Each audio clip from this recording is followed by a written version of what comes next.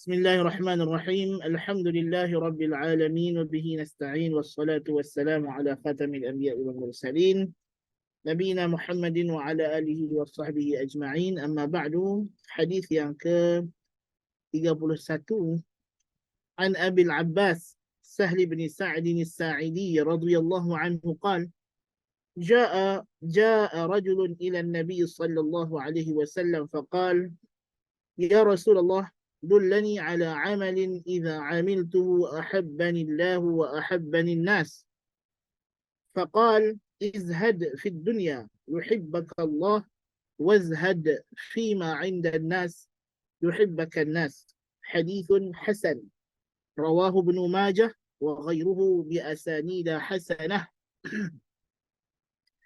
Terjemahannya dari Abil Abbas Sahal ibn Sa'ad As-Sa'idi radhiyallahu anhu katanya, telah datang seorang lelaki kepada Nabi sallallahu alaihi wasallam lalu berkata, ya Rasulullah, tunjukkanlah kepada aku suatu amal yang apabila aku lakukannya dikasihi aku oleh Allah dan dikasihi aku oleh manusia. Kemudian Rasulullah sallallahu alaihi wasallam bersabda, hendaklah engkau zuhud pada dunia, nescaya engkau dikasihi Allah, dan engkau zuhud pada apa yang ada di sisi manusia, nescaya engkau dikasihi oleh manusia. Hadis hasan diriwayatkan oleh Ibnu Majah dan lain-lainnya dengan sanad-sanad yang bagus, yang hasan.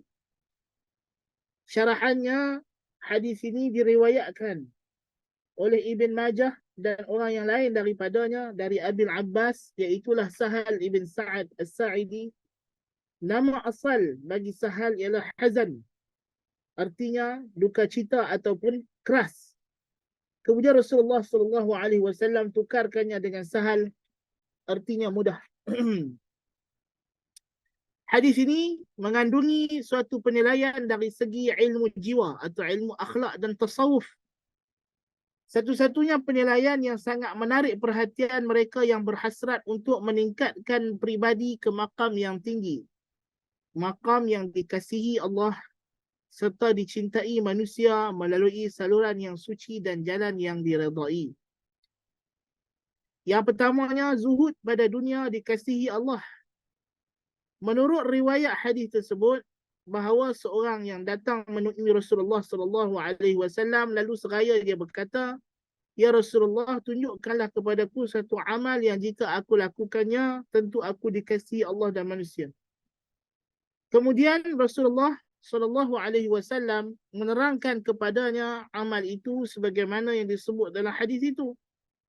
Dalam keterangan Rasulullah sallallahu alaihi wasallam kepadanya, dapatlah dimengerti bahawa untuk mencapai derajat yang mulia yang dikasihi Allah ialah dengan sifat zuhud pada dunia. Dan zuhud itu juga iaitu tiada ingin dan tiada mau apa yang ada dalam tangan manusia.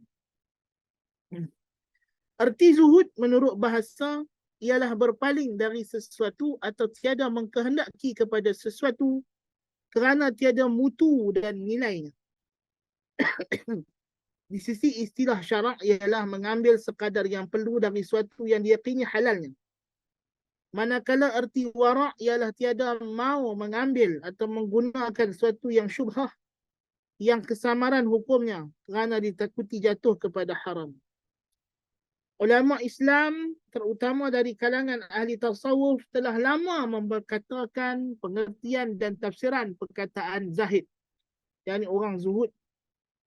Dan banyaklah rumusan dan ta'rif yang bermacam-macam yang telah ditetapkan mereka. Antaranya, zuhud itu benci kepada dunia dan berpaling daripadanya. Antaranya meninggalkan kesenangan dunia kerana mendapat kesenangan, untuk mendapat kesenangan akhirat.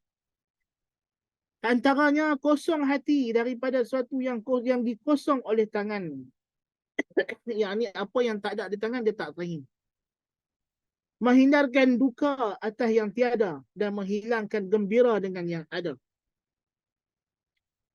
Di antara sekalian pengertian itu ada suatu takrif yang lebih dipersetujui ulama dan ini yang sebagus-bagusnya. Takrif ini diberikan oleh Ibnu Qayyim rahimahullahu taala, iaitu yang pertama, zuhud itu ialah kosong hati dari dunia, bukan kosong tangan daripadanya. Yakni zuhud ni ialah orang yang bukan kata dia miskin tapi dia kaya. Ya, dia mencari rezeki yang halal tetapi hatinya tidak terpaut pada dunia. Dia tidak kisah memberi sedekah, menginfakkan hartanya di jalan Allah Subhanahu wa taala.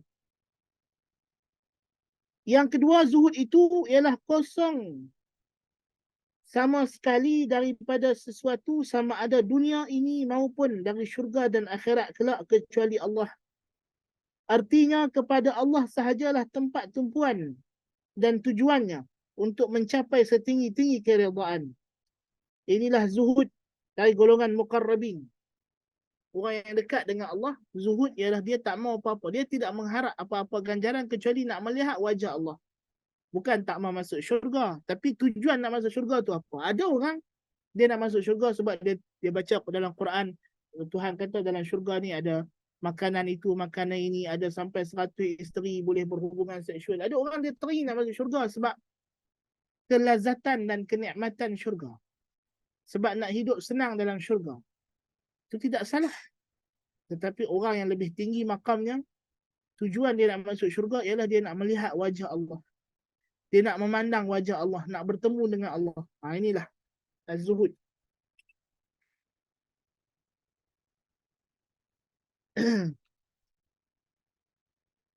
Sebelum ini, Imam Ghazali juga telah memberi tafsiran dari pengertian zuhud secara lebih tegas, lebih jelas.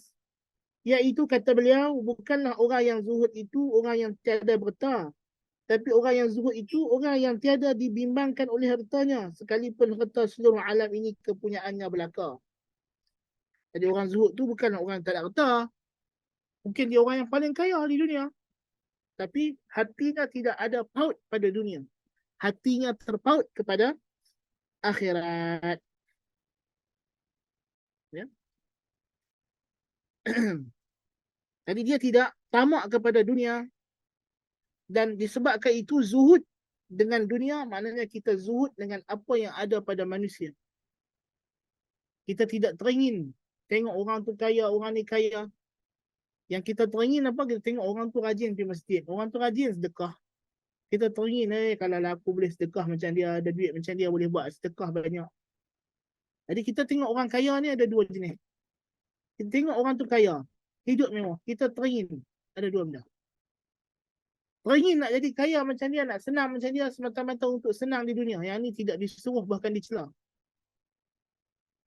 Yang kedua, orang kaya yang kita tengok tu dia orang yang rajin beribadat. Disebabkan dia kaya, dia mempunyai pelbagai kemudahan dan kesenangan untuk beribadat. Jadi kita teringin nak kaya supaya kita pun boleh bermudah beribadat macam dia. Yang ini disuruh teringin. Ya? Dibolehkan untuk kita teringin. Ya? Karena hakikatnya yang kita teringin tu ialah nak buat ibadat. Bukannya semata-mata mengharapkan dunia. Wallahu ta'ala alam bis-shawab. وصلى اللهم على نبينا محمد وعلى آله وصحبه أجمعين.